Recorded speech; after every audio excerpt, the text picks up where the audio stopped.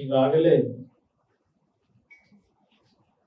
ಭಾರತೀಯ ಜನತಾ ಪಕ್ಷದ ರಾಜ್ಯ ಘಟಕದ ಅಧ್ಯಕ್ಷರು ವಿಜೇಂದ್ರ ಅವರು ಕೆಲವು ವಿಷಯಗಳನ್ನು ಪ್ರಸ್ತಾಪ ಮಾಡಿದ್ದಾರೆ. ಅದೇ ರೀತಿಯಲ್ಲಿ ನಮ್ಮ ವಿರೋಧ ಪಕ್ಷದ ನಾಯಕರು ಅಶೋಕ್ ಅವರು ಸಹ ಸುದೀರ್ಘವಾಗಿ ಈ ಸರ್ಕಾರದ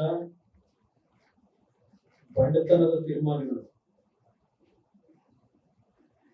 ಎಲ್ಲವನ್ನ ಇವತ್ತು ಮುಂದೆ ಇಟ್ಟಿದ್ದಾರೆ.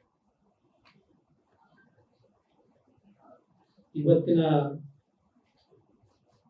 ಈ ಒಂದು RCB IPL ನ ಒಂದು ಪ್ರಶಸ್ತಿಯನ್ನ 18 ವರ್ಷಗಳ ನಂತರ ಪಡೆದಂತ ಹಿನ್ನೆಲೆಯಲ್ಲಿ ಕ್ರಿಕೆಟ್ ಅಭಿಮಾನಿಗಳ ವಿಜಯೋತ್ಸವ ಅದು ದೊಡ್ಡ ಮಟ್ಟದಲ್ಲಿ ಇವತ್ತು ರಾಜ್ಯದಾದ್ಯಂತ ಆಚರಣೆ ಮಾಡಿದ್ದಾರೆ ಕ್ರೀಡಾಭಿಮಾನಿಗಳು. ಇಂಥ ಒಂದು ವಿಜಯೋತ್ಸವವನ್ನು ಆಚರಣೆ ಮಾಡತಕ್ಕಂತ ಸನ್ನಿವೇಶದಲ್ಲಿ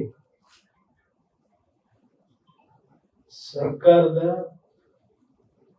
ಹಲವಾರು ಉದ್ದಟತನದ ತೀರ್ಮಾನಗಳು, ಪೊಲೀಸ್ ಇಲಾಖೆ ಅಧಿಕಾರಿಗಳ ಸಲಹೆಗಳನ್ನು ಧಿಕ್ಕರಿಸಿ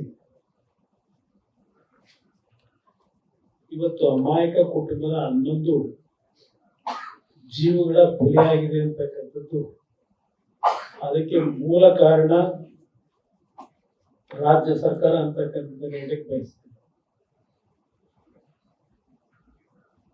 ಅವರು ಮಾಡಿರ್ತಕ್ಕಂಥ ತಪ್ಪನ್ನ ಮುಚ್ಕೊಳ್ಳಿಕ್ಕೆ ಇಡೀ ರಾಜ್ಯದಲ್ಲಿ ಈ ಸರ್ಕಾರದ ಬಗ್ಗೆ ಒಂದು ಕೆಟ್ಟ ರೀತಿಯ ಸಂದೇಶ ಏನು ಹೋಗಿದೆ. ಕಳೆದ 2-3 ದಿನಗಳ ಬೆಳವಣಿಗೆಯಲ್ಲಿ ಅದನ್ನ ಮುಟ್ಲಿಕ್ಕೋಸ್ಕರವಾಗಿ 5 ಜನ, ಅದರಲ್ಲೂ ವಿಶೇಷವಾಗಿ ಪೊಲೀಸ್ ಕಮಿಷನರ್ನು ಒಳಗೊಂಡಂತೆ ದಯಾನಂದ್ ಅವರನ್ನ ಇವತ್ತು ಸಸ್ಪೆಂಡ್ ಮಾಡಿದ್ದಾರೆ. ಬಹುಶಃ ದಯಾನಂದ್ ಅವ್ರ ಬಗ್ಗೆ ನಾನು ಹೇಳೋದಾದ್ರೆ, ಈಗ ಇತ್ತೀಚೆಗೆ ನಾವು ಮೊದಲನೇ ಹೊಸ ವರ್ಷದ ಆಚರಣೆ, ಆಗಲೂ ಪೊಲೀಸ್ ಕಮಿಷನರ್ ಅವರೇ ಇದ್ರು. ಆಗಲೂ ಸಹ ಲಕ್ಷಾಂತರ ಜನ ಬೆಂಗಳೂರಿನಲ್ಲಿ ಸೇರಿದಂಥದ್ದು MG ರೋಡ್, ಬ್ರಿಗೇಡ್ ರೋಡ್ ಎಲ್ಲ ಭಾಗದಲ್ಲೂ ಒಂದು ಸಣ್ಣ ಘಟನೆಗೆ ಅವಕಾಶ ಕೊಟ್ಟಿರಲಿಲ್ಲ ಅವರು. ನಾನು ಅವ್ರ ಪರವಾಗಿ ಅಡ್ವೊಕೇಟ್ ಮಾಡಬೇಕು, ಅನುಕಂಪ ವ್ಯಕ್ತಪಡಿಸಬೇಕು ಅಂತಕ್ಕಂಥದ್ದು ನಾನು ಇಲ್ಲಿ ಹೇಳ್ತಾ ಇಲ್ಲ. ಬಹುಶಃ ಈ ಸರ್ಕಾರ ಹೇಳಿದ್ದ ತಾತ್ಕಾಲಿಕವಾಗಿ, ಏಕೆಂದ್ರೆ ಅದರಲ್ಲಿ ಒಬ್ರು ಸಸ್ಪೆಂಡ್ ಆದಂತವರು ಆ ಭಾಗದ DCP ನಮ್ಮ ಅಪ್ಪಯ್ಯ ಇದಾರಲ್ಲ, ಅಪ್ಪಯ್ಯನ ಬಹಳ ಆತ್ಮೀಯರು. ಅಪ್ಪಯ್ಯ ಅಂದ್ರೆ ಎಲ್ಲರಿಗೂ ಅರ್ಥ ಆಗಿರ್ಬೋದು. DCP ಅಪ್ಪಯ್ಯ ನಿಮ್ಗೆ ಗೊತ್ತಿಲ್ಲ. ಅಪ್ಪಯ್ಯ ನಾನು ಹೇಳಿದ ಈ ಕೇಸ್ಗಳು ಅಂತ ಹೇಳಿದ್ರಲ್ಲ, ಮೈಸೂರಿಂದ CM ಆ ಅಪ್ಪಯ್ಯನ ಆತ್ಮೀಯರು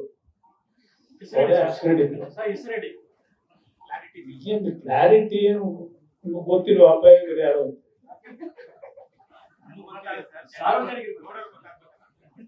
ಅವರೇ ಪಾಪ ಅವರು 4 ಸೆಕೆಂಡ್ ವಿಷಯ ಅವ್ರನ್ನೂ ಸಸ್ಪೆಂಡ್ ಮಾಡಿದ್ದಾರೆ. ಬಟ್ ಹೇಳಿರ್ತಾರೆ ಒಂದು 15 ದಿವಸ 1 ತಿಂಗಳು ಇದು ಬರೆಯೋವರೆಗೆ ಸಸ್ಪೆಂಡ್ ಅಂತ ಒಂದು ನಾಟಕ ಮಾಡಿರ್ತೀವಿ, ಬೇಜಾರು ಮಾಡ್ಕೋಬೇಡಿ. ಇದೆಲ್ಲ ಜನಮಾನಸದಲ್ಲಿ ಮರೆತ ಮೇಲೆ ಮತ್ತೆ ಪುನಃ ನಿಮ್ಮನ್ನ ಇನ್ನೂ ಹೆಚ್ಚಿನ ಪ್ರಮೋಷನ್ ಕೊಟ್ಟು ಹೆಚ್ಚುವರಿ ಹುದ್ದೆ ಕೊಡುತ್ತೀವಿ ಅಂತ ಹೇಳಿ ಅಲ್ಲಿವರೆಗೂ ಸ್ವಲ್ಪ ಮೌನದಲ್ಲಿ ಅಂತ ಹೇಳಿದ್ರು ನನ್ನ ಅಭಿಪ್ರಾಯ.